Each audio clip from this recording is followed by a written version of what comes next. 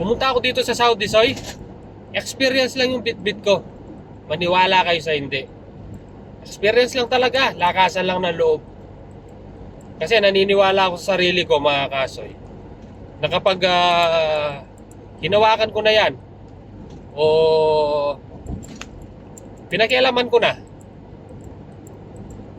sa sandaling oras lang, mga kasoy, makukuha ko na. Ganun ako katiwala sa aking sarili, mga kasoy, kasi subok na subok ko na, mga kasoy.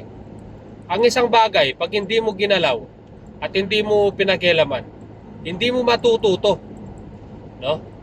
Dito, mga kasoy, pumunta ako dito sa Saudi Arabia. Hindi ako marunong magtig, mga kasoy, no? Yung bit-bit ko, ismaw, experience sa ismaw, mga kasoy. Napakalayo kasi ng sitwasyon dito at saka sa Pilipinas, mga kasoy, no? Dito mag-welding ka, mga kasoy, pababayaan ka nila. Hindi ka nila pakikialaman. Tumira ka ng tumira. Mag-practice ka ng mag-practice, mga kasoy. Kasi natatandaan ko noon, mga kasoy, sa Pilipinas, sa mga company, malabo kang makahawak ng welding, mga kasoy. Sa tutusin lang, mga kasoy, no? Malabong malabo.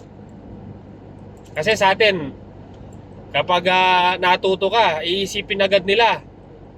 Pagdating ng araw, malalamangan mo sila. Diba? At hindi suportahan yung nangyayari sa atin, mga kasoy. Kaya yung may papayo ko, mga kasoy, sariling sikap para wala kang maging utang na loob sa ibang tao, mga kasoy, no? At dito, mga kasoy, nung una akong tumira ng TIG welding o TIG, mga kasoy, no? On the spot, mga kasoy, sinubukan ako ng company. Alam nyo ba yung ginawa ko, mga kasoy? Kunyari, nag-CR ako, no? Punta ako sa CR. Mabilisan lang, mga kasoy. Nag-search ako sa Facebook, sa YouTube. Paano i-set yung argon? Paano i-set yung makina? Yung welding machine, no? Paano ilabas yung tungsten?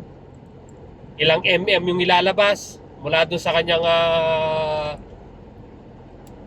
ceramic, no? On the spot, mga kasoy, ganun yung ginawa ko. Kaya yung unang tira ko, mga kasoy, sa pagtitig, para akong tumira ng ismaw, no? Stick, no? Hindi umiikot, mga kasoy. Hindi umiikot yung handle ng TIG welding ko. Diretso lang, mga kasoy. Parang tumira lang talaga ako, no? Hanggang sa ina-absorb ko na, mga kasoy, no? Sa araw-araw na ginawa na lang ng Panginoon, mga kasoy, no? Na yun at yun ang gagawin mo sa araw-araw. Imposibleng hindi mo matututunan, mga kasoy, no? Kaya yun ang masasabi ko, mga kasoy, no? Na lakasan lang ng loob para makakuha ka ng experience. Huwag ka magmadali, mga kasoy, no? Sa pagkuha ng certificate. Kung certificate ang, mga kasoy, napakadaling kumuha, no? Isipin mo, eksperyado ka na, no? Malawak na yung experience mo.